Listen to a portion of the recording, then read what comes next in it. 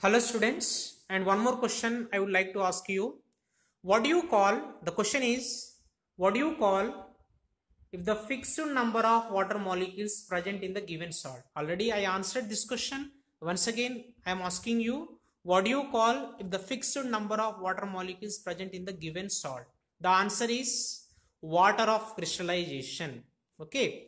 If the fixed number of water molecules present in the given salt, the fixed number of water molecules present in the salt is called as water of crystallization. There is a specific name given to indicate the salt contains fixed number of water molecules. The specific name is water of crystallization. Okay. So once again I am defining water of crystallization is, water of crystallization is the fixed number of water molecules. Water of crystallization is the fixed number of water molecules present in one formula unit of the salt. For one formula unit of the salt, how many water molecules are present? That is called as water of crystallization. Okay. How many water molecules present per one formula unit of salt? That is called as water of crystallization. Suppose if you want to calculate water of crystallization in the given salt, just you see how many water molecules present in the salt. Suppose if you take copper sulfate pentahydrate, blue vitriol, it contains 5 molecules of water. Copper sulfate pentahydrate contains 5 molecules of water. So what is the water of crystallization of copper sulfate? 5 molecules of water. Suppose if you take washing soda contains 10 molecules of water. Oh, what is the water of crystallization of washing soda? 10 molecules of water. Okay, fixed number of water molecules is equal to water of crystallization. Clear? And the salts which contain fixed number of water molecules. Fixed number of water molecules present in the salt is called as water of crystallization. If the salts contain fixed number of water molecules, remember that.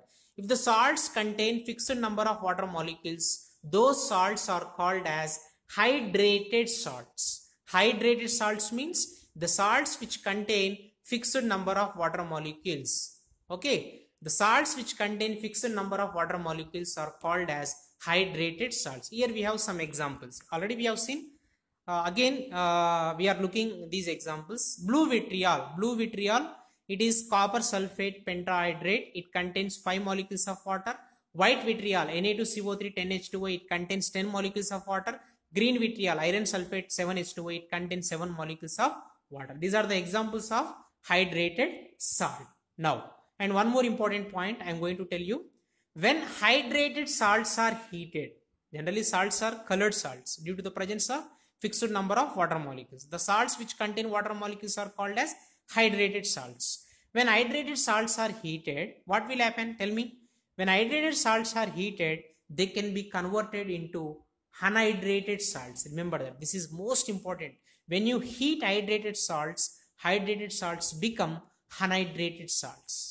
Remember that. Hydrated salts are converted to unhydrated salts on heating. On heating, hydrated salt loses its fixed number of water molecule and it also loses its color. Okay, clear? When hydrated salt is heated, it loses its fixed number of water molecule and it loses its color. Finally, it changes to unhydrated salt. Okay, just like reversible. Okay, hydrated salt can be converted to unhydrated salt by heating. Again, when some water molecules added to the unhydrated salt can be converted back to the hydrated salt. Reversible process. On heating, hydrated salt can be converted to unhydrated salt.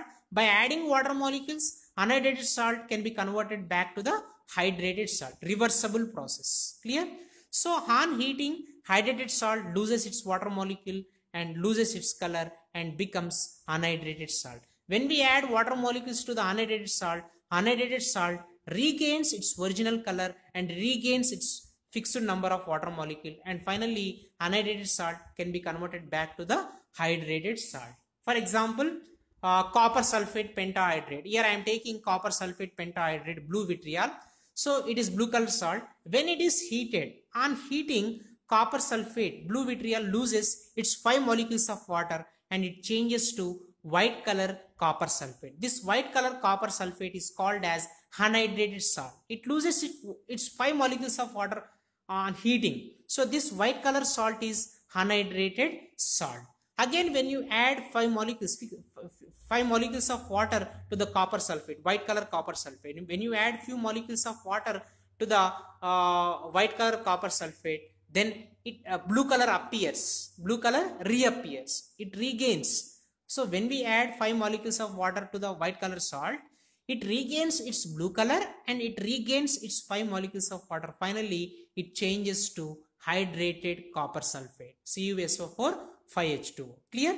So it is reversible, hydrated to anhydrated, anhydrated to hydrated. Hydrated changes to anhydrated by heating, anhydrated changes to hydrated by adding water molecules. So the salts which do not contain water molecule, the salts which contain water molecule are called as hydrated salts. The salts which do not contain fixed number of water molecules are called as anhydrated salts. Remember that.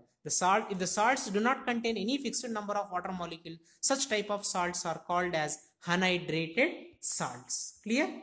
So based upon water of crystallization, we have one activity. In next class, this activity we are going to discuss. Clear? I am closing the session.